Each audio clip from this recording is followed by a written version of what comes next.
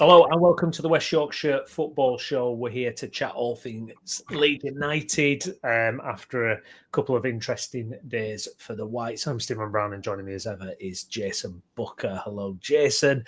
We're going to be just chatting through everything. We've called it the emergency show because we normally wait till a Thursday to chat more Leeds, but we just felt like we had to get on to discuss everything. We were on the Monday show last night and we had a really good debate with the other guys as well, so please check that out after. But yeah, we're just going to get into some stuff. We're going to chat about Farke, the 49ers, the recruitment, the Premier League. We're going to chat about fan reaction as well. Is it overblown? Is it overreacting? Is it too much at the moment? So we're going to get into all that. Please do smash a like on the video, get your comments in and get subscribed to the channel as well. Just before we get into the meat and bones of it then, Jay, I mean, it's a couple of days since the Forest game. You know, we mentioned before, this is kind of the third day that we're streaming, talking Leeds United, which is never a good sign, is it, when you feel compelled to come on and talk about them. But 16th in the league at the minute. We've lost the four out of the last five. We've won 1 in 6. We've won 1 away game. We've conceded another 3 goals again. Couple days on, how are you feeling about it all at the moment? Well, it's cathartic, isn't it? Coming on and doing these shows, it does kind of let you get some of the stresses and the frustrations out. And at the end of the day, no matter where your opinion is, all we all really care about is Leeds United doing well. Some people articulate it more than others or better than others. Some people can be very emotive. Some people can be very, stoic, placid. It comes across in all sorts of different ways. I think ultimately, it feels worse at the minute than I think that it is. I think everybody's very nervous around the 4 games that we've got coming up. I think that makes a huge part of it. We've played 7 of the bottom 10 and we've only got 3 wins. But then when I say only got 3 wins, it also is enough to see us outside the relegation zone. The table as it is standing at the beginning of the season isn't necessarily what it's going to be at the end of the season. So yes, while we've played 7 of the bottom 10 right now, one of them bottom 10 as an example is Newcastle. You know what I mean? So there's a long way to go. So there's a lot to kind of break down and feel about it. The performances of the last 2 away games have been struggling, and they've not been great. But then also we only beat West Ham 3 games ago, and West Ham have then gone on to win back-to-back games thereafter. So there's a lot of context that needs to be applied to all of this, and I think at the minute everybody's at either end of the spectrum of defending Daniel Farke or bashing Daniel Farke, and I think truthfully I'm somewhere in the middle. I'm pretty balanced, as I always have been. I think on the situation, I think people are still being dramatically unfair, while I also think any staunch defender of him has got to start asking questions. But I also, beyond anything else and everything else, I struggle to see how anybody else does that much better with this squad, and that's the position that I'm still in. So yeah. Indeed. Gav, is Daniel aware of this emergency board meeting? Exactly. Right in soon. I've sent an invite to Parag in case there's anything he wants to discuss. Just quickly on this one as well. We were just talking about it, Gav, before we came on. YouTube are now doing something a little bit different, where they're setting the templates a little bit differently for phone over watching on desktop. So you might be watching it in the phone version rather than the desktop version. I think it's pretty cool. I saw it yesterday myself, so it was pretty good. Yeah, good point. Let's start with Farke and then the main man, and I want to throw up a little stat that came up, LUFC data. Great account, obviously, and I'm just wondering if this kind of sums up where he's at the moment. So it obviously led to Nottingham Forest's 3rd goal at the weekend. LUFC data still struggling to process the substitution of Jack Harrison for Goodmanson at left back in the 82nd minute. Harrison lost all 4 of his duels, was dribbled past twice, failed his only take on and conceded an 88th minute penalty.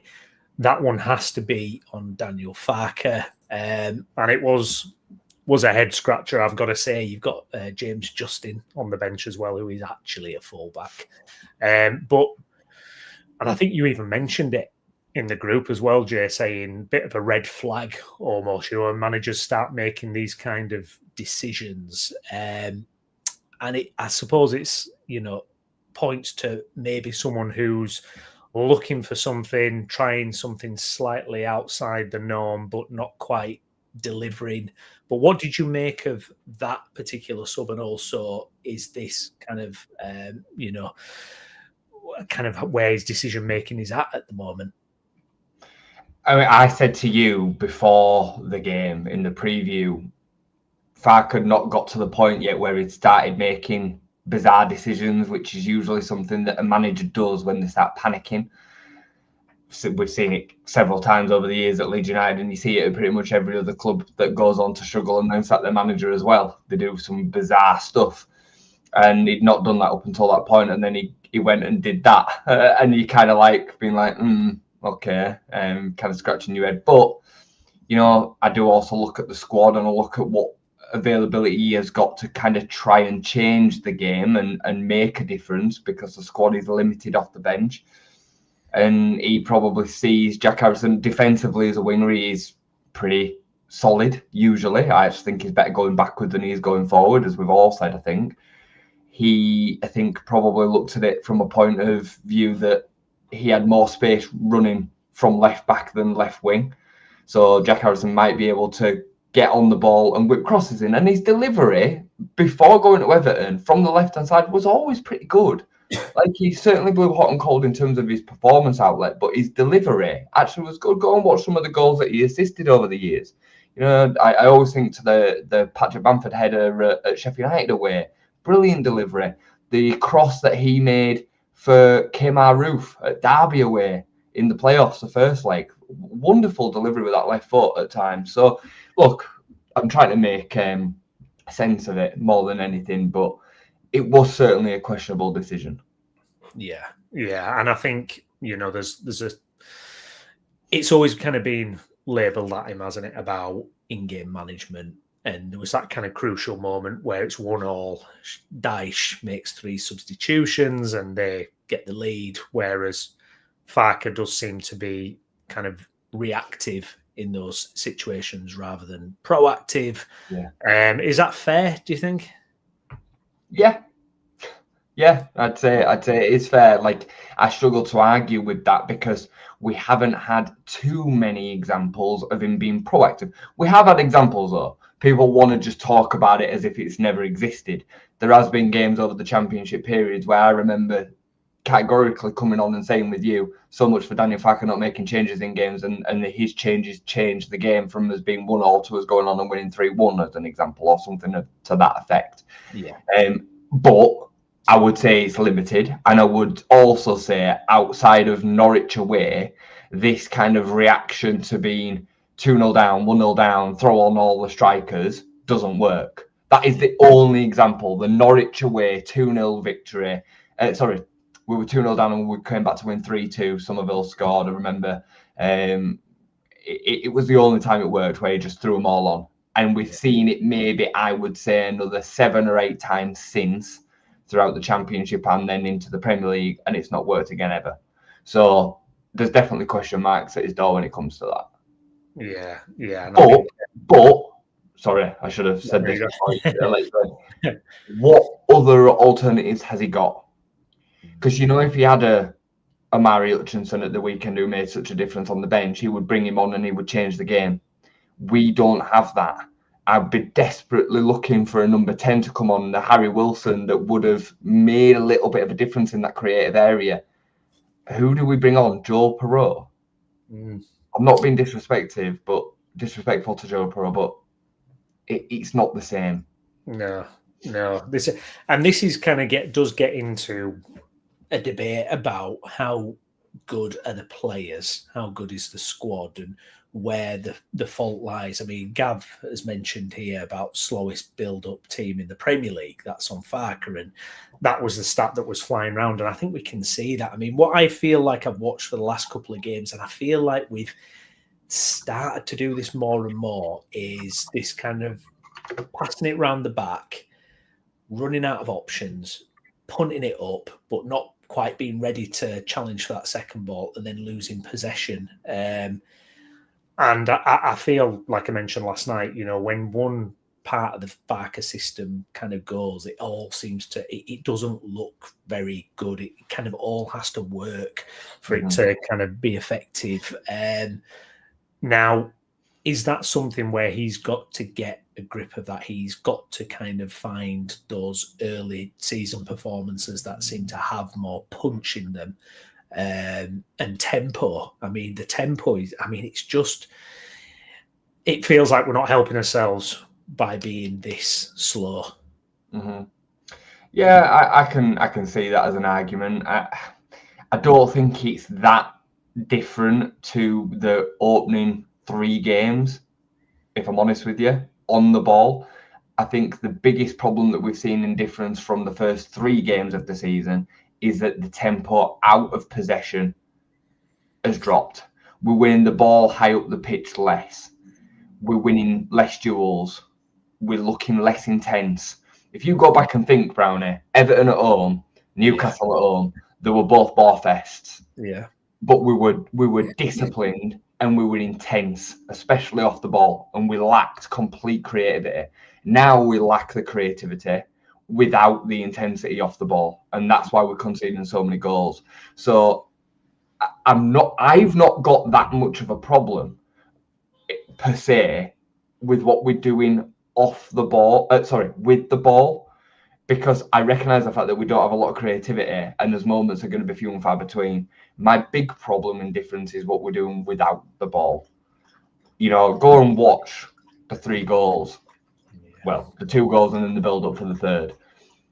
I mean, the second is an absolute horror show of lack of attention and concentration from the players. Ampadu several times who were responsible. Longstaff, Be-all for that second one. Where in the midfield, Stack and Longstaff for the first goal, Sangare is just completely free. None of this really is instructional. You can't tell me that Daniel Farke's going, when that ball goes in there, care a little bit less, work a little bit harder, and don't push as much. It's concentration. It's the levels difference of being a Premier League player as opposed to being a Championship player. Gav made a comment a minute ago about Jack Harrison now being a Championship player. A fair few of these are Championship players, Gav. They are, and they're having to bridge the gap. But what pains me at the moment, and what I was hoping, especially when Perry and Bijou came into the team, was it was going to be stepped up. We were going to see, because we criticised Pascal, for we thought it was partly blame for goals going in. You thought, we've got a better centre back there that we've paid money for in the summer. We were waiting for Perry to get over his injury. They both come into the team. We're conceding just as many goals. I just don't. I don't understand. And do you then kind of go to the recruitment and go, well, you identified Be-all? I mean, I don't know if you've seen it, but Andrea and Joe have done a stream today talking about stuff, and Andrea was never keen on Be-all. He identified a lot of weaknesses about him. And he said in that video, why didn't the recruitment team pick this up? And, that second goal, I mean, what was he playing at? I mean, Jamie Carragher, slated him for it, and it feels very 22, 23, the stuff we were hearing about our team, where it doesn't matter who you bring in, everybody's starting to mess up, and it's like, Aronson got severely criticised at the weekend, which I feel is like a bit of a go-to thing. But my God, I wish half the other players or 75% of the other players would have shown as much intensity as he did when he was getting into tackles and winning duels. He's one of the smallest players on the pitch, but he throws himself in. He's got that intensity. What were the midfield doing? What were the defence doing? I mean, I wish half of them would play with that intensity. I feel the intensity has just been sucked out of this team. And then it goes back to Farke. I'm going, what messages are you saying to this team? What confidence are you giving to this team? And I don't know. This is where I'm getting really kind of stuck between who's to blame for this and how do we fix this. there's no doubt that another manager could come in and find a different tune from these players. You look at that, Postecoglou to Dyche. Of course, new manager can come in, but my concern is who. If you probably ask me who would you want to come in to replace Farke, I'd say Nuno and Dyche. That's probably the two go-to where you can almost probably guarantee that they will be able to do. Not that they even want this job with the squad at the disposal, but what I'm trying to say is I can't get a read on this squad, because for us to all of a sudden turn around and say, well, Bijol's not good enough, and so-and-so's not, Bogle's not good enough, Goodmanson, and, Stack all of a sudden doesn't look a player. I'm sorry, but in the summer, we were excited about these players. They had good reputations. They'd done well. Everybody, apart from Andrea, were saying these were decent signings. And then all of a sudden, it's like, well, the recruitment's in the bin. Because I'm looking at it now and I'm reappraising the recruitment. I'm saying, well, actually, we didn't do a good job. We did a crap job because the players aren't good enough that you brought in. So it's like I said last night, it's this thing of circle and blame where I'm going that one, it leads on to the other and goes back round. Yeah. I mean, look, we did this in the season that we went down. We were criticising Matt Rocker, we were criticising Rasmus Christensen, we were criticising Sinistera, Tyler Adams. I mean, I know we criticise him. Who? McKennie, yeah, and it went on and on and on. And the facts are most of these have gone on to actually have good spells again at other clubs after us. The criticism kind of lays at the door as to whether they're the right signing for us right now in the way that we're wanting to play. I've seen this kind of banded around socials a little bit this last couple of days, in that there's a little bit of a disconnect at the minute between the recruitment that we've made and the way that we're trying to play. We're not playing to the strengths of the signings that we've actually signed. So Calvert-Lewin, Mecha has been hold up strikers. We're not really playing direct enough to influence them or get them into the game and influence the game the way that they should. And we're doing that because we've not got the bodies to get in and around them quickly enough. The midfield three can't offer that. We don't have the creativity. We're playing open enough ball. We're trying to play passing and slowing football with Biol and Rodon, and into a midfield that can't make anything happen with it. You're left with going around the sides, and then you add into the fact that you've got the likes of Jane and Bogle playing so poorly. Our outlet has been our fullbacks for 2 seasons pretty much continuously, and now we're looking really impotent down them sides, other than Gabby Goodmanson running the whole length of the pitch on his own. And there's a question mark laying it is, though. I've really liked Gabby Goodmanson as a sign. I think he's been one of the best. But when I've gone and reevaluated it, the last 5 goals that we've conceded, nearly all of them have come down his side. So defensively, I mean, I were quick to blame Ampadu for the first against Forest. What is Gabby doing? Are we asking too much from our fullbacks, though? Are we asking, right, you've got to be our attacking outlet, but you've got to be switched on. You've got to be ready to go down. Yeah, I mean, the fullbacks, this is what's happening as well with the way we build up, is teams are double marking our fullbacks. The ball gets passed to Gabby. How many times has he got to go inside and beat 1 or 2 men just to get a bit of space? Are the demands too much that, yes, when it comes to goals, and I agree. I mean, I don't know if it's switching off or what is happening with these goals coming down his side, but I'm like, how much are we asking from these two fullbacks to be your main kind of creative outlets? I mean, plus all the defending stuff as well. I don't know. Yeah, no, I agree. And then you do lay the door of the questions at your manager.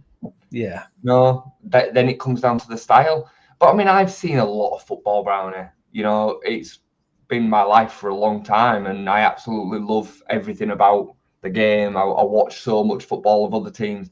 I struggle to understand a style of play that this team can adapt that's going to see us stay up.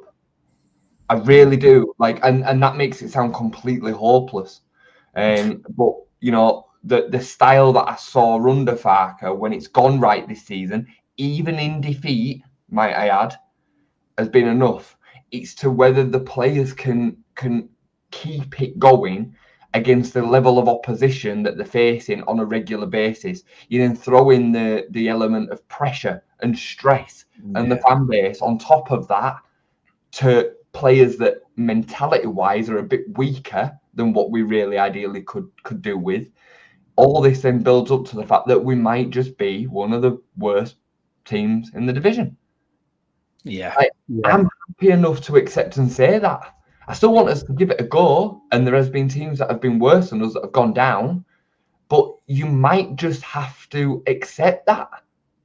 It's amazing, really, because when I saw us against Everton and the Newcastle performance and whatnot, I thought, there's something here. There's something here. And then obviously we beat Wolves away.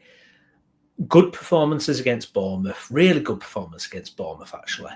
A decent performance against Spurs as well. You're thinking, we are competitive. Yeah. My concern at that point was we weren't getting what we deserved. And it's like, how long can you go not getting what you deserve before confidence or whatever else starts to drop off? And then these two honking performances we've had, you know, and I think we got a bit lucky playing West Ham when we did, I'll be honest. I think we got early Nuno at West Ham, who was still playing that 11 that he played the Monday night where they got humped. You know, and all the West Ham fans were saying he can't play the same 11, played the same 11. We got a great early start. But we saw later in that game how we teetered. We teetered at the end. You know, we nearly gave that away.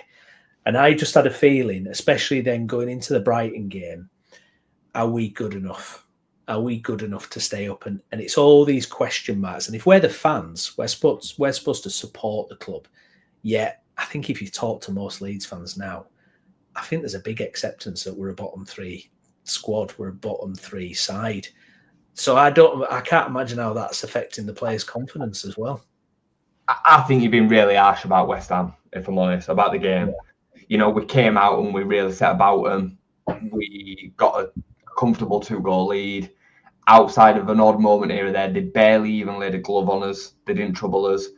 You know, we then definitely fatigued at around 70th minute, I would say. But there were a lot of effort put in. I think there was an illness in the camp as well in the run-up to the game. Yeah, that's true. Yeah. And outside of a half moment, we conceded in the 91st minute. And it weren't like a gilt-edged chance that we gave up. It was a bit of a brilliance from Jarrod Bowen in terms of the quality of the delivery, and then a half flick on. You know, we didn't really deserve to concede in that game, I didn't think. To say that we sat back has been a critique, I think is really harsh. We controlled the game. We've seen that game before and it worked. So we can't lay all the blame at his door, not give any of it to the players, the recruitment, the lack of quality and all the rest of it, but then give him none of the praise when it goes right and just say, oh, we got lucky that day because it was Nuno and early. You know, I think a week later they go and beat Newcastle quite comfortably. Yeah. You know, so I just think it's a bit unfair and a bit unbalanced. But I hear you. And I think, you know, I personally, I think the game that's really playing on us is the Burnley away game. There weren't a lot in that game. They scored 2, you know, a long ranger and a great header from a great delivery, but the performance wasn't good enough against the team that we know we were going up against. They are very comparable. There's no squad. At worst, you can say we're on parity. And we just didn't do enough. If we'd have even got a point that day away at Burnley, I think the Leeds fans would have been a lot more accepting of then the Brighton and the Forest results. Yeah. But that one, I think, is leaving a bad taste now that these two have gone badly as well. You know? But it just feels very much like it doesn't matter. We're going to go to the Villa game. He's not going to get sacked before Villa, mate. It's not. No. It's not going to. It'd have happened already if it were going to happen. I'd be absolutely stunned if it happened before. It'd be honest with you, even probably after the Villa game. But the Villa game, I think, is definitely. I know they've beaten Bournemouth in the last game, but it's winnable for us. It's winnable for us at home. Ellen Road, I believe that we can beat anybody. If we turn up there and he gets absolutely drubbed, I think it could be a real 50-50 decision. We get drubbed, it could go. If we win, you know he's comfortable until January. I agree completely. I think the Villa game is massive. I think the Villa game is absolutely huge because we haven't really faltered at home. We haven't seen the same things we've seen away from home happen at Ellen Road. If it starts to infect performances at Ellen Road, and, you know, with the upcoming fixtures, I mean, after Villa, what is it? So we've got, you know, it's Man City away, it's Chelsea, it's Liverpool. So this Villa game is realistically our best chance in the next 4 games to get some points. Now, if we get beaten soundly, which, by the way, we're playing a Villa team in good form, just beat Bournemouth 4-0. But if we lose that, depending again on the performance, I think he's in real danger. I think they will potentially make a decision at that point. I agree. And this is where I'm so conflicted, because I'm going, well, do you just do it now? Hand on heart, can you see the way Farke is? Could you see light at the end of the tunnel with Farke? Do you think there's still really deep down? Do you think he can really kind of lift us out of this? I mean, the track record shows that he can. You know, QPR away in the season 1, we go and turn up in the playoffs and absolutely smash Norwich off the park. Southampton playoff final, we obviously disappointment of that. The transfers that we lose, we turn up the season after and get 100 points. You know, we've seen situations, Sunderland away, when Melier throws one in, we go back and we turn up in the next game. I think we beat Cardiff 7-0, not a game or two after that, I think it was. And you know what I mean? So we've seen him be able to do that. I wouldn't be shocked at all if he beats Villa at home. Again, I'm basing it off the last 3 years of record. We've barely even lost a game at Ellen Road over the last 2 or 3 years. I think we've lost 3 in the last 24 to 30 months. Yeah. So, you know, the fan base are going to play a massive part. There's no way, in my opinion, and again, I could be proven wrong, but there's no way that we go to Ellen Road and lose 4-0 to Aston Villa. Yeah. Not with what we've seen. This isn't, again, and I hate to speak ill of him, love him a bit, my hero. But when we were losing badly under Bielsa, you were turning up on match day knowing we're going to probably get drubbed here. I remember the game that he ended up getting sacked in, and we lost 4-1 against Spurs. Like, you knew that were coming before a ball was even kicked. I don't think that's the case in this. Now, if we turn up and that is the case, you're then starting to get into the realms of asking whether he's lost the dressing room and the players are not playing for him anymore. We haven't seen that at home. We've seen a little bit of arguing and stress on the players away from home in these last couple of games. Brighton are put down to just their quality. Forest, we have to put it down to an off day. If it starts maintaining more and more, and especially if it breeds into the home form and performances, then yeah, you've got a question to answer. Yeah, absolutely. And then it's the small task of Man City away straight after with Erling Haaland and co, which we need to certainly be in that right frame of mind, because we've been there when we're getting humped week out, and it is. Sure, can I just bring this comment up from Gav here, just this one that's just come through? We should have beaten Bournemouth and Tottenham Hotspur, but we did not. That's not on the manager. You know, again, you've got to play both. If you're putting that at the manager's door, what about the fact of we should have beaten them was because of Daniel Farke? Yeah. Do you get what I'm saying? Like, you've got 2 lines of agenda with this, or bias, or however you kind of want to, you know, word it up. The fact that we were 2-1 up at home to Bournemouth, who were probably the most informed team in the division before they got beaten by Villa, was because of Daniel Farke and the way that he set us up. Yeah. Yeah. So, like, and then I've just seen the wrong sub versus Bournemouth. So now it's Daniel Farke's fault, not Autanaka. You know what I mean? Like, that's just not fair. Autanaka makes a mistake and you blame Daniel Farke. Do you get what I'm saying, Gav? Like, this is the problem with this kind of line of debate. It's always the manager and not the players that are probably not good enough. You know, he can only rely on his squad. And when a mistake goes wrong, it's just the easy solution. Well, Farke's fault. Actually, what about the moment in time that actually made that happen? You know, so, and again, in both examples, both these teams are probably top 6, top 7 sides. you just have to kind of accept at times that their little bit of extra quality is going to bridge that gap over the 95 minutes that the game is going on. Yeah, absolutely. And I think Aronson's guilty, from the fan base of that as well, where it's like, he got pelters for the weekend. I'm like, what did he do? It was probably one of our better players, and we didn't play it very well, but it was probably one of our better players. He had a far better game than Okafor did. Yeah. And the level, you mentioned it earlier, the level of commitment and desire that he showed was beyond anything of anybody else, even some of our favourites in Ampadu. I'd even say Joe Rodon on the day. I don't think he had a terrible. We've both said that we don't think the centre backs had a bad game. Jayden Bogle gets away scot-free. Gets away completely scot-free. He's been shite. Yeah, true. John makes a really good point here about the Burnley game. We didn't even have Okafor for that game. Do you remember that was the Jack Harrison? We win the game. We win the game with Okafor, if I'm honest. Christ. Let's have a look through some other comments. Thanks for getting these in, Nige. Thank you. Unfortunately, Farke doesn't learn. We went to Arsenal playing out from the back, got beat, then did the same versus Brighton and Forest. Lou, West Yorkshire Football Shows. Lou, thanks for your comment, mate. It's easy to forget last season you won most games. Losing is an experience that's unfamiliar. Trying to shift that mentality is difficult. You've got to try and be confident where you can. And I guess that it does get psychological, doesn't it, Jane? If you're a team, I mean, look, I've never played, professional football or anything, but even being in a five-a-side team, when you're just in the crap five-a-side team and you just lose it, how do you turn that mentality around? How do you turn it around? I mean, what kind of conversations are going on behind the scenes, do you think? I mean, what's being said? Because for me, it does look as if some confidence has been lost there.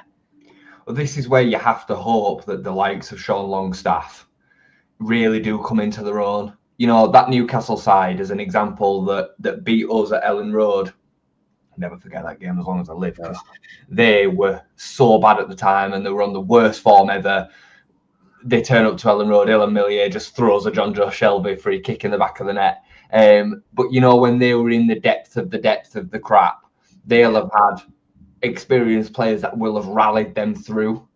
And we need to hope that players that have experienced that before have got enough in the mentality and in the tank to be able to pull the younger lads through. Because this is a young squad overall. It's quite an inexperienced Premier League squad as well. Dominic Calvert-Lewin, how many relegation battles has he seen at Everton? He'll have seen this time and time and time again, and every time they've managed to get out of it, even when it's looked like it's been impossible. I mean, my word, they had Frank Lampard in charge for one of them. You know what I mean? So, if these teams have been able to do it before, that's how the likes of, I think, of that West Brom team that stayed up under Brian Robson when they were bottom at league at Christmas, the only team to ever stay up that were bottom at Christmas. They had the likes of Jeff Horsfield and, the team shouldn't have stayed up, but the sum of the parts managed to put it together to be able to do that. And it is character. It's down to character. And I do question a little bit of that at the minute. There is a worry for me that there is, especially when you see some of the arguing amongst themselves at the weekend. That really worried me, especially Ampadu. Morgan Gibbs White pulls off the back of Beal, and Ampadu's just smashing Beal into the ground. Longstaff's looking at him. Brendan Aronson's all over the place. Jayden Bogle's marking nobody, and they're all stacks nowhere to be seen, and they're all just looking for a scapegoat. And it kind of felt like Beal was a bit of a target, yet Ampadu was just as culpable. So yeah, I don't even know if I've answered your question there, really, mate. Sporting Jenny, thanks for your comment, mate. Something that is really annoying me is you either have to be Farke in or Farke out. There's nothing in between. Aha, well, we are in between. We are. That's exactly where me and Jay are at the minute. We are. I go round and round and round in circles with it, believe me. And I don't fall either way. Skip, I'm surprised he's still here. Yeah, I mean, there'll be a lot of fans expecting that. I think there's a lot of content creators that are kind of, as expected, saying, we should be wielding the axe. It's never going to happen. But let's talk about the ownership. Let's talk about the 49ers. We covered it a little bit last night, but I do want to kind of dig at this because I've got a few question marks about them. I'm not going to lie. I think if the worst happens, I think if we go down, I think there's going to be serious questions asked of what plan was made in the summer and the people that were put in charge of that plan. So Nick Hammond, Angus Kinnear leave the club. They agree a deal to move to Everton. And that was done a couple of months before the end of the season or something. It was done kind of, it wasn't done, just in the summer. It was announced before. And immediately that, we acknowledged it, like we said last night. At the time, I think, we were both a bit uncomfortable losing those two in the summer, because then you go, well, hang on, who's planning for the summer? Who's in charge of the recruitment going into the summer? What plans are being laid down? So then you have, situations like Sebastian Bornau, who knew in January he was coming to Leeds and he was hoping that we got promoted. So that one went through. You've got other strange things happening, like I mentioned last night about Okafor coming in, where it seemed to be because we played them in a friendly and he'd agreed a deal previously that, right, we can't get Pajau, we can't get other winger, right, let's get him in. Okay. It's a squad that's ended up with 4 goalkeepers and not one number 10. It's a recruitment team that was scrabbling around the last 2 days of the window, trying to get a loan in and being at the mercy of the other team and the player. This is after Parag Marathi had been on Sky Sports the opening day saying, we will act, we will do things at the end of this transfer window. They've made 2 internal appointments, Robbie Elliott and Adam Underwood. Adam Underwood, by the way, he's been at Leeds for donkeys and internal promotion. He's now in charge of Leeds United, Premier League Leeds United recruitment, having never done that role before. A few question marks there, Jay. Yeah, there's a lot of question marks, mate. A lot of question marks. I personally think that the question marks lay more at their door than Farke'S. Yeah. I really do. We were all somewhat optimistic about the signings, but you have to be as a fan. When you get new signings through the door, you're excited. That's all. It's as simple as that. You don't even really put too much thought into the player. You're just excited until you see him, and then you judge. That's it, isn't it? Even us that maybe have a little bit more knowledge on players, you still only a kind of like Noah Okafor as an example. He's done well at Leipzig, got to move to AC Milan, and then being injured. Like, that's it. There's a certain amount of excitement that's going to be attached to that signing because of that route. You know what I mean? Jacobiol, known a little bit about him, but never watched him week in, week out to know whether he's a good enough player for the Premier League or not.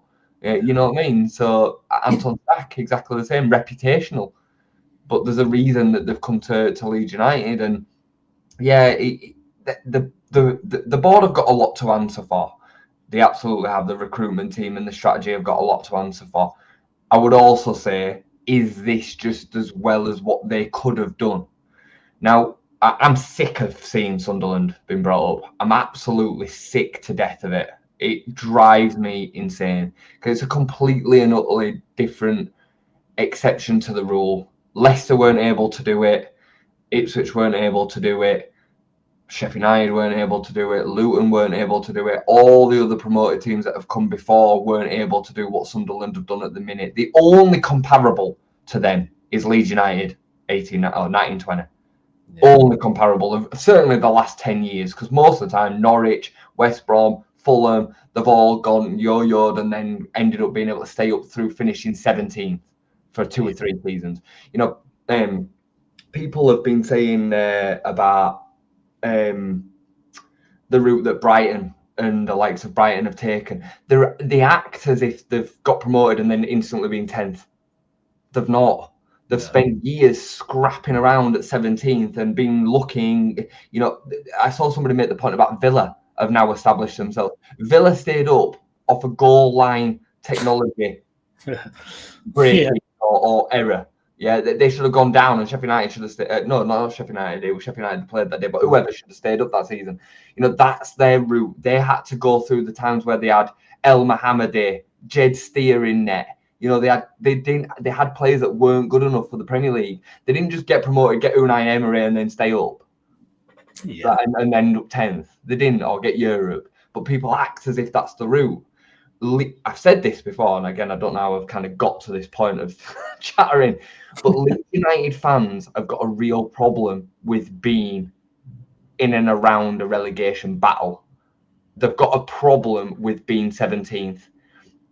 They can't accept that that's where we are in this journey. Yeah. They need to be 12th and comfortable. Yeah. No, I agree. And that was always my concern, that we as a fan base just would not be able to kind of... We can't hack it. We can't handle it in most weeks, you know. Just because I do want to talk a little bit more about fan mentality, but just on the 49ers, I think what's played into this as well is everything we heard. So a few things we've heard from the 49ers. Oh, we were there with Radrazani, but we couldn't make the decisions. But we've learned the mistakes of the past. So you've got that as a backdrop to this. So you think, oh, okay, these guys are going to know what they're doing.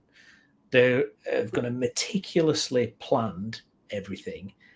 And I do feel like a narrative was built up through their PR machine, through what they've leaked to us, through Parag Marathi and all this kind of, PR stuff, that these guys had a plan and they would ensure that we stay up in the Premier League. And I think they're culpable for these expectations as well. I think they've kind of, the way they've talked about it has contributed massively. Yeah, of course, you're never going to get owners or, investors coming out saying, yeah, we've got no chance of surviving, whatever. But I just feel like they've very much enjoyed being able to kind of say, yes, we're the new custodians of the club. We know what needs to happen. We're doing everything we can, spend every penny of PSR and all this kind of stuff. Well, we know we lost out the Siddiqui deal. Siddiqui's agent came out and said that chose Sunderland over Leeds. And then Leeds tried to deny that they'd ever been interested. We couldn't get Pai Zhao over the line. We know, personal preference, it was always going to be difficult against a Champions League team, but just, this, we can't do it, we couldn't get this over the line. There's a comment up here as well that I want to throw in. Agree, Jason Farke was at a disadvantage from the start. I can't recall a Premier League side stay up after recruiting 2 free signings in the most important part of the pitch. And we can look at that again as well. It was like, it almost felt to me like with DCL, it's like we couldn't get Muniz. Now, whether you think he would have been any good anyway, I don't know. I don't think he's set the world alight at Fulham this season. But it felt like DCL couldn't quite get a club that he was happy with. He was probably not going to get the wage that he's got at Leeds. Probably not, could have been on a Callum Wilson style pay-as-you-play kind of thing. But then Leeds can't get a striker. And it's like, okay, let's jump into bed together because we've got no other options. And we're expecting this to kind of be our Premier League strike force. It's a bit mad, really. Yeah. I mean, the strategy around it doesn't make a lot of sense. I think me and you have both tried to see the positive side of it in that it could be a really smart signing. And you know what? If we end up finishing 17th, Browney, it will be an extremely smart signing, Dominic Calvert-Lewin. It will. But it's hard to see that in the moment of it now. For whatever reason, Downsy's really got to be in his bonnet about Dominic Calvert-Lewin being the issue to this situation. I don't think that's the case at all. I mean, at the minute, a striker, especially away from home, is having to rely on absolute scraps, less than scraps because of the creativity side of things. He had a little abductor issue, but he was still fit enough to play some part the other day. His injuries seem to be behind him, touch wood. You know what I mean? Like he was fairly fit last season. He played. His problem last season was more form. Everton fans will tell you they'd rather have Dominic Calvert-Lewin in the side than Barry, who they paid 30+ million for at the minute. So again, the fee doesn't necessarily mean that you're going to get a great player or a ready player. Sometimes it can take time. So I'm a bit in between with it. But what I do know is that definitely the board have created some of their own problems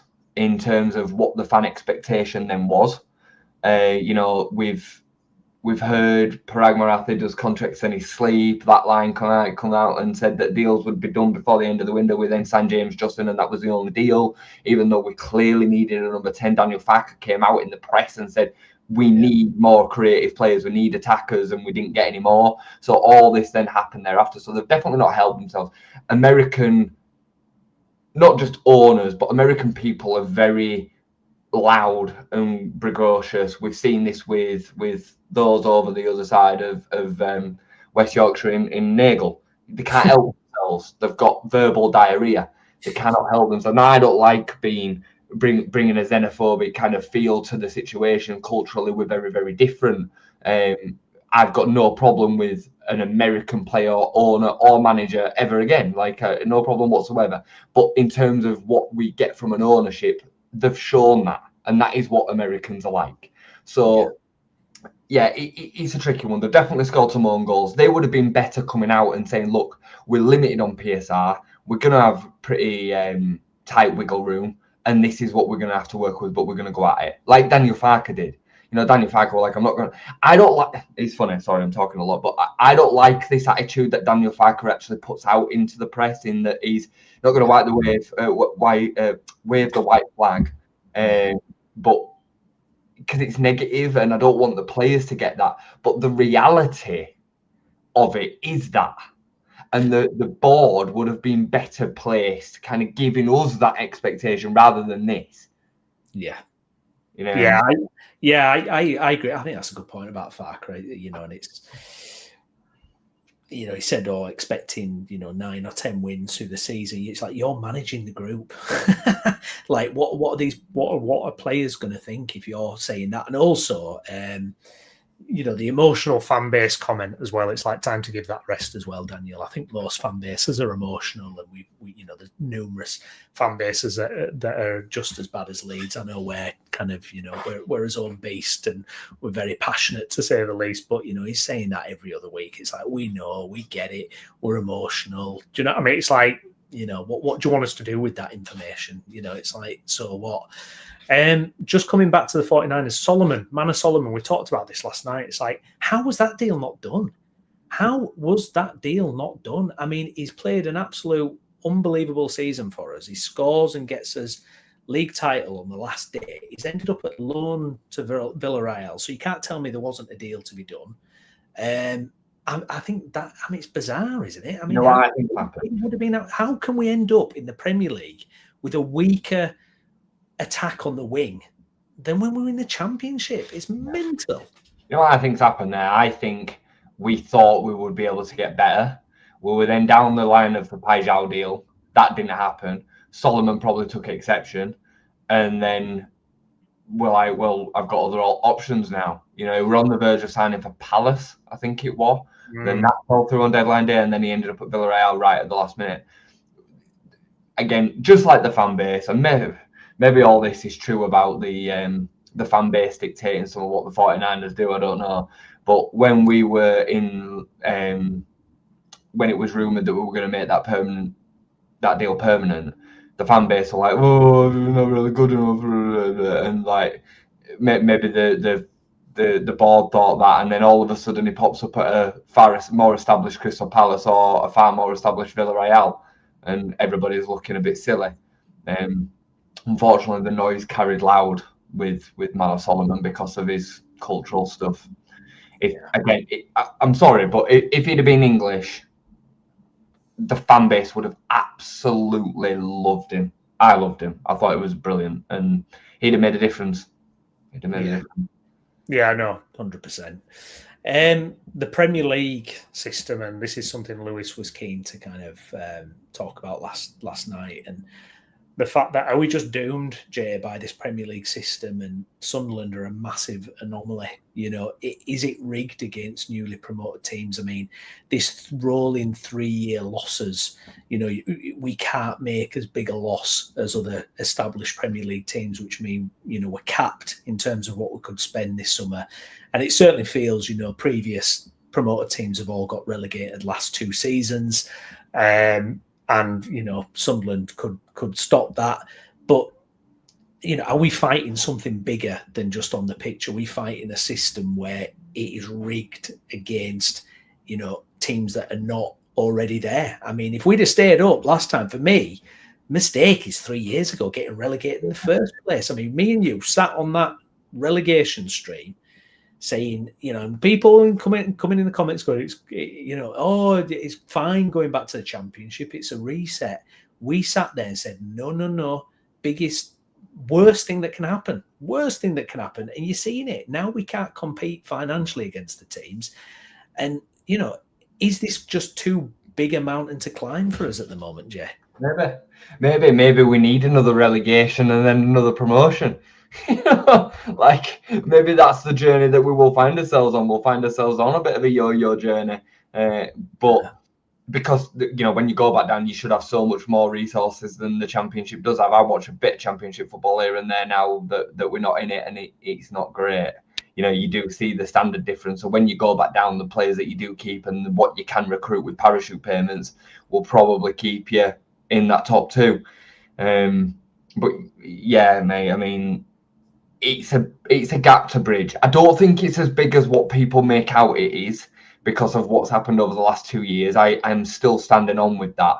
Luton, Leicester, Sheffield United, Burnley, who else went down? Southampton. All the two divisions, the two relegations that we've seen where it's been the three that have gone up have gone straight back down, and not the barometer to guide stuff with. And we're seeing that this year. There will always be one or two examples of clubs getting it wrong that the promoted sides can take advantage of if they get the recruitment right, if the momentum's right, and it all kind of goes for them in the right way.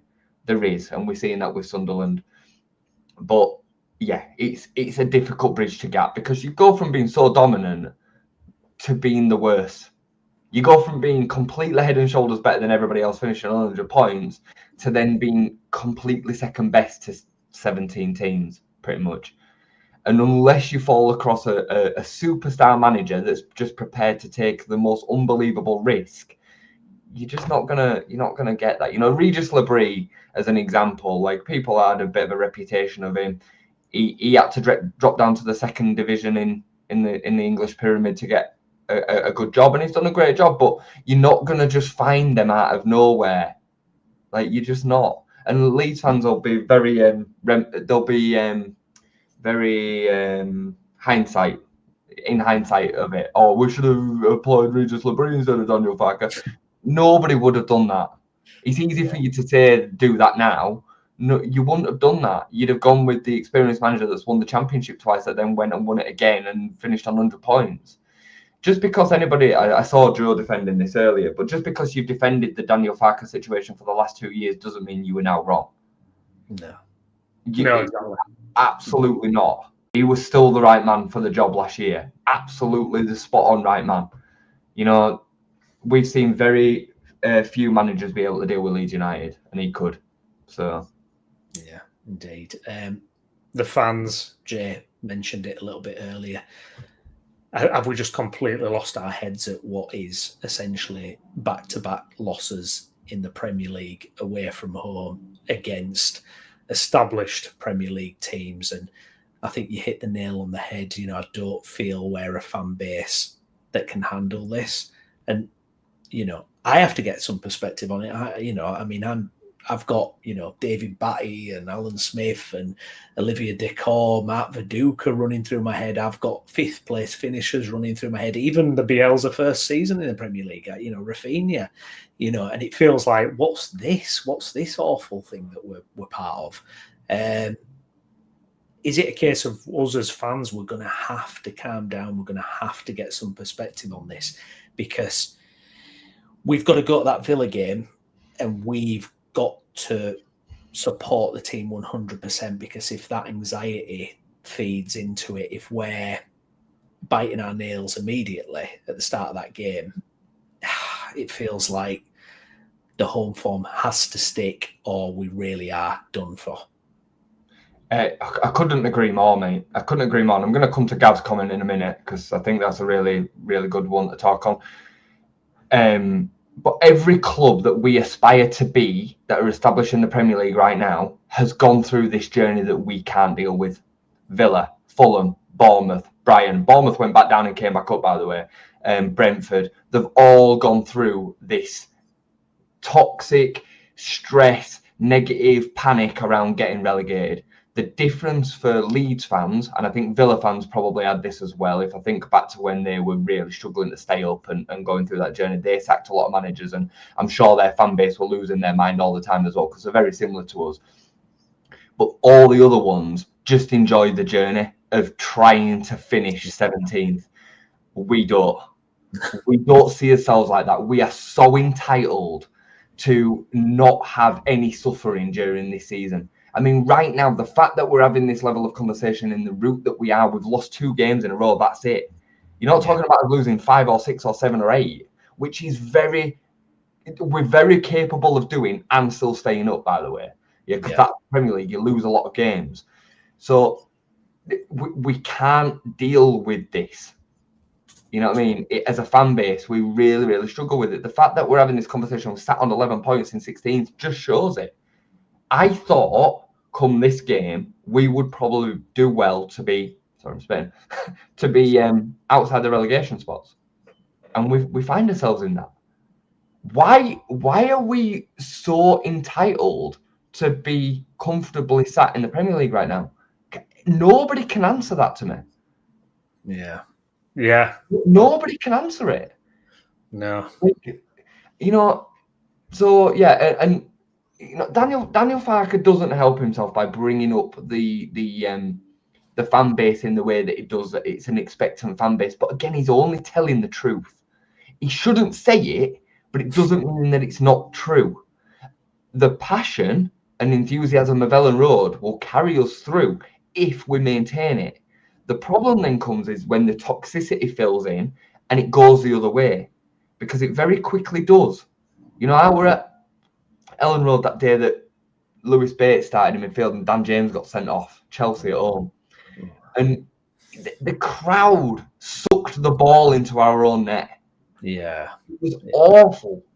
And it happens, you know, and it is the luxury and the negative of being a Leeds player and fan. But, you know, we were there, the Derby playoff final, second leg.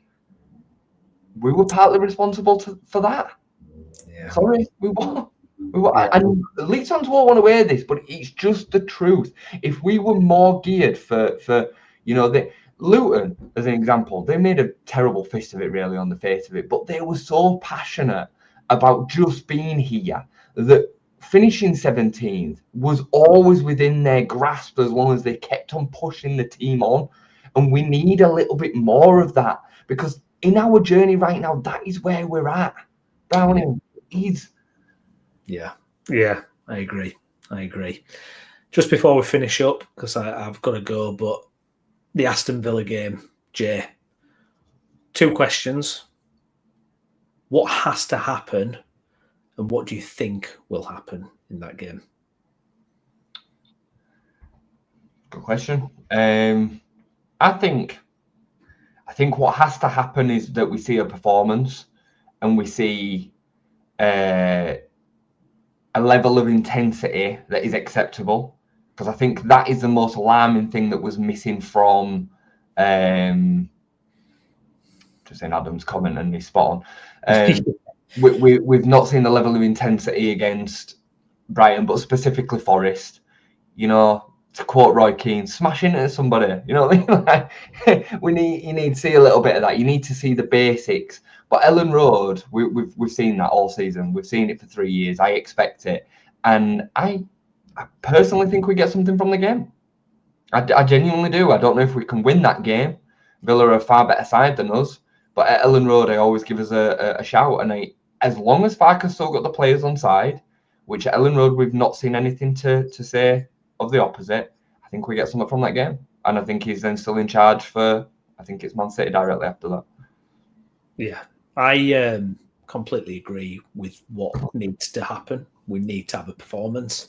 We need to keep that home form momentum going.